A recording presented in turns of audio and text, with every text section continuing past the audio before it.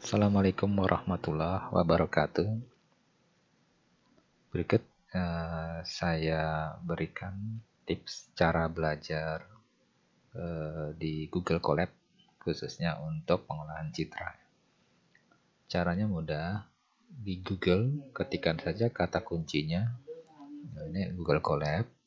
Kemudian di sini adalah apa yang mau diolah atau metodenya atau aspek-aspek lain dari ini ya yang akan kita pelajari di Google Colab. Terus kalau kita searching di sini banyak, berapa udah saya buka ini. Kemudian ada baru nih yang saya mau coba ini. Ini adalah linknya. Nah, ini Introduction to Image Processing. Jadi menggunakan OpenCV, salah satu library yang lumayan ampuh. Kemudian di sini ada link YouTube-nya. Ini saya buka YouTube-nya, dia menjelaskan lumayan. Nah, ini ada. Kemudian ada hal lain ini kalau saya buka infonya. Di sini ada, nah ini Google Colab-nya nih. Kalau saya klik, dia akan lari ke codingannya. Nah, ini. Anda bisa menjalankan langsung di sini satu persatu selnya, atau kalau tidak ingin lewat sini, kita bisa download saja IPYNB-nya. Misalnya saya taruh di file lokal saya.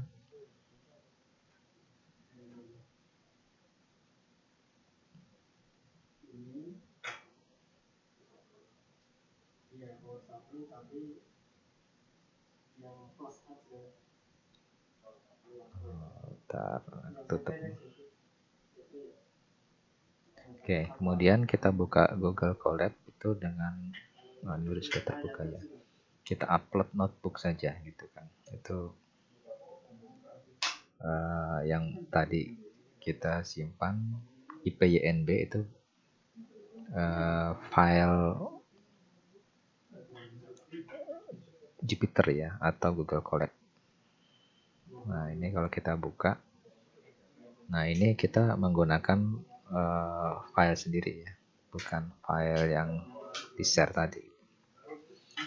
Isinya sama, cuma bedanya ini saya mengupload file saya sendiri, IPYNB saya sendiri gitu ya. Isinya itu sama, cuma di sini dia disimpan di Google Drive. Di sini ada table of content lengkapnya. Bagaimana untuk menjalankannya? Ya, ini berasal dari NCSU, ini ya University. Kemudian ini lihat, ikutin saja langkah-langkahnya. Pertama ini library, jadi ada NumPy ini untuk matrik ya, array. Kemudian ada pandas itu untuk data, biasa presentasi data. Ini OpenCV. Scheme image ini untuk image processing ya, library. Matplotlib untuk grafik biasanya. Di sini ada satu sel. Jadi sel itu bisa berisi penjelasan, bisa berisi juga codingan. Jadi kalau mau jalankannya harus dari atas urut ya. Soalnya nanti kalau langsung Pak ini dijalankan, dia nanti no modul istilahnya. Nah, library-nya nggak siap gitu. Ini juga ada pilihan banyaknya, ada table of content, ada yang ini file. Kita tunggu masih jalan. Kemudian read image. Image itu bisa kita dari file atau berarti dari URL juga bisa ini. Dan ada RGB. Nah, kalau OpenCV itu BGR ya, blue, green, red. Red kalau hasilnya kan RGB tuh. Ini bisa kita matikan dulu ini ya. Ini hasilnya seperti ini. Ini kita matikan dulu. Ini kalau kita jalankan harus seperti tadi tampilnya. Jadi ada ini ada gambar nih. Ini kalau kalau sini ya.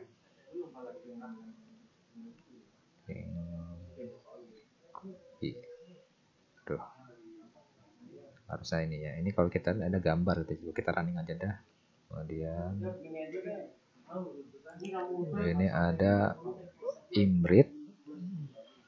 Ini URL kita baca, read, kemudian image, open CV. Oh iya, ini CV2 SCV, jadi ini makanya kita CV. Kalau nggak ada S berarti CV2 di sini ya.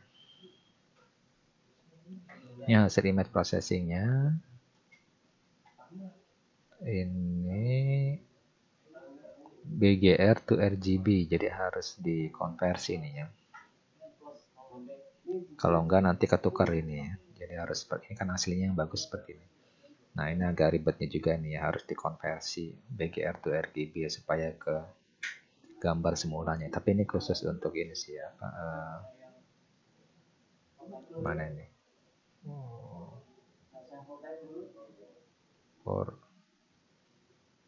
Nah ini ada CP2 IMSO. Ini dia untuk Jupyter atau Google Colab-nya ada ini ya. Nah ini nih khusus. Kecuali kalau Anda menggunakan selain Jupyter Notebook Base gitu, misalnya dengan ya text Notepad atau Sublime Text atau apa yang bukan pakai Jupyter dan Google Colab, itu bisa menggunakan cp2.imread gitu ya. Tapi kalau untuk Jupyter Notebook itu mau nggak mau harus menggunakan format pad-nya gitu ya. Yang mana tadi tuh ini cp2 garis bawah IMSO. Kemudian ada lagi aplikasi contoh-contoh yang lain gitu, misalnya contours dan histogram.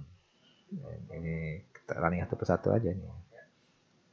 Ini menghasilkan histogram, ini hasilnya nih kita coba jalankan. Jalankan satu persatu. Nah ini jalan. Terus ini kita jalankan satu persatu aja terus. Ini contoh untuk berwarna menjadikan hitam putih, gitu kan. Yang tadinya kucingnya itu mana tadi ya? Ini udah belum tadi, udah ya. Ini histogram. Nah ini tadi yang kucing itu ya. Gray image. Soalnya kalau aslinya kan ini ya.